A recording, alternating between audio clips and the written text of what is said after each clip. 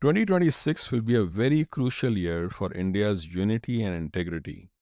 If things go wrong and India's people and leaders cannot act in unity, then the dastardly forces, along with the judicial overreach beyond its mandate, could set into motion forces that could lead to balkanization of India.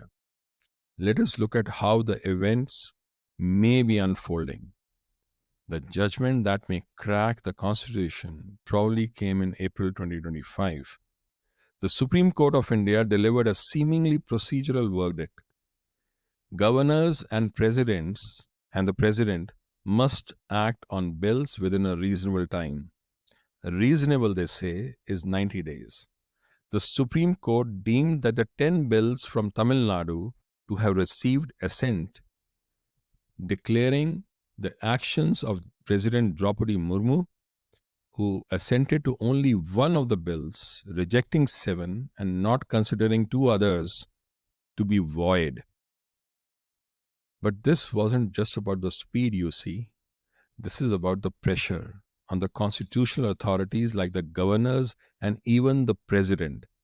And most importantly, about India's territorial integrity itself. In its zeal to expedite the state governance, the judiciary intentionally or unintentionally lit the fuse beneath the very architecture of federal integrity. The verdict did not strengthen the Constitution. Heck, if you look at it closely, it compromised its center of gravity itself. Now, let us put the events happening right before our eyes all together. Just weeks before the judgment, Tamil Nadu's assembly forms a state autonomy committee. Its report is due in January 2026. Elections in Tamil Nadu are also due in 2026. The delimitation takes effect in 2026. But Tamil Nadu is asking for another freeze of 25 years. So you see what's brewing? 3 fault lines are converging together. Individual states pushing for autonomy are the precursor to balkanization in the garb of parochial power verbiage. Political parties in South using resentment over declining Southern representation as the mechanism.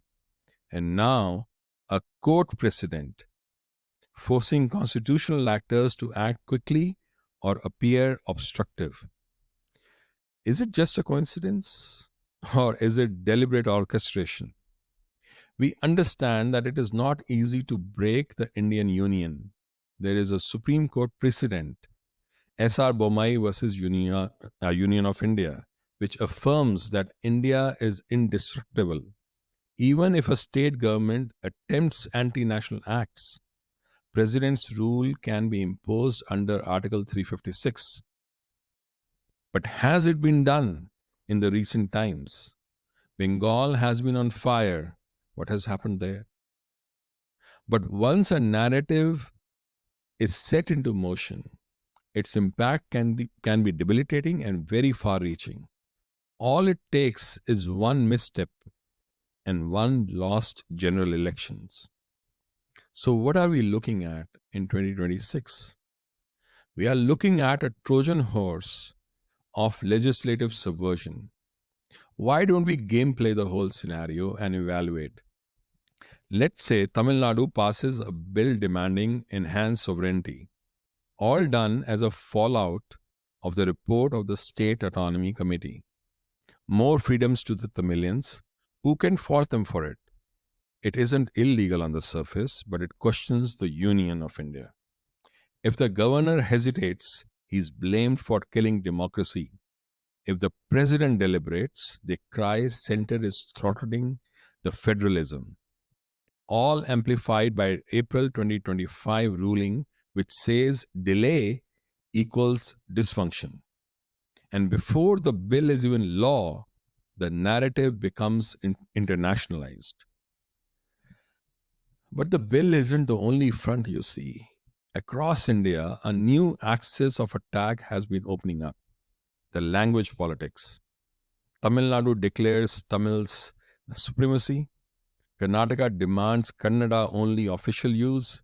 Bengal marginalizes Hindi at the expense of Bengali. Even Hindi speaking enthusiasts are thronging conferences and podcasts demanding speakers to speak only in Hindi. How are they any different from DK Stalin and his men? This is not linguistic pride, this is linguistic trench warfare. And the goal is to turn language into borders and from there into soft separatism, with nations carved out of India by forced balkanization, backed by judicial overreach and parochial, greedy political parties. This is not organic dissent, friends. This is design disruption. Chinese influence operations amplify Dravidian victimhood. Pakistan's media celebrates oppressed nations within India. Western think tanks echo narratives of central authoritarianism. And Sri Lankan Tamil diaspora backs every demand from Chennai. It's a repeat of Yugoslavia, but it is updated for today's algorithm age. India isn't being invaded, friends. It's being fractured from within through law, narrative, and linguistic tribalism. It's cute to talk of saving the constitution when nothing visibly is bringing its collapse. The real test comes when some political powers actually destroy the constitution. That is a time when the Indian citizens need the judiciary to act to save the constitution for them. But has that been the case? Let's not sugarcoat it. 1976 ADM Jabalpur case. Habeas corpus was denied. Emergency thrust on India, leading to complete destruction of citizens' freedoms. Many died. Many were tortured. All because the judges wanted to get to their goal of becoming the chief justices. Only 1 out of the 5 judges dissented to save the rights of the Indian citizens. The rest became chief justices. Only Justice H.R. Khanna could not make it as a chief justice because he dissented from throwing the Indian citizens under the bus. Warren Buffett once said, if you have integrity, nothing else matters. If you do not have integrity, nothing else matters. You tell me, how can one ever believe a word of what the judges who folded under Indira Gandhi's dictates to undermine the Indian citizens can ever be believed? And then in 2005 through to 2014, National Advisory Council was allowed to dictate policy. A private kitchen cabinet ruled without accountability. During the 2004 UPA rule, Sonia Gandhi was not even a minister. She had no post in the government, and yet she presided over the National Advisory Council, which comprised of policy entrepreneurs, unabashedly bringing policy changes that were in fact overriding the state policy framework. And the Supreme Court, it legitimized that usurpation of power and subversion of the Indian Republic structure. And in 2025, Judiciary now nudges the president to act like a rubber stamp. This is not rule of law. This is judiciary throwing the Indian citizens under the bus when they really needed saving.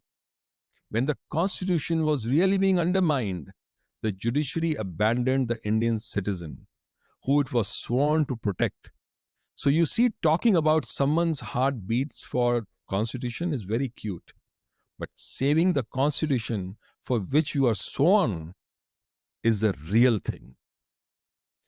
We are approaching a moment of reckoning. Here is the endgame. Just trying to gameplay it. Tamil Nadu tables the autonomy bill. Governor stalls, citing constitutional concerns. The media explodes and protests erupt. China issues a statement. UN moral busybodies are activated. Sri Lanka hosts a Tamil sovereignty conference. It's not a civil war.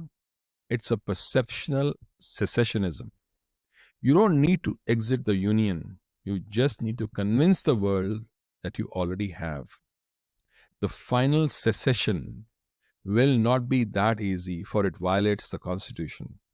But with a judiciary that has a history of siding with those who violate the constitution, India could very well be on a very dangerous wicket post 2026. When the judiciary imposes clocks on the constitution, when the states use laws to build walls, when language becomes a fortress, when the delay is portrayed as tyranny, then you're no longer in a constitutional democracy. You are in a narrative battlefield with dicastocracy undermining democracy. India doesn't need just tanks at the border. It needs clarity in the courtrooms and courage in the union. 2026 may not be the year that India rebalanced itself. It may very well be the year it was slowly unraveled, bill by bill, state by state, word by word.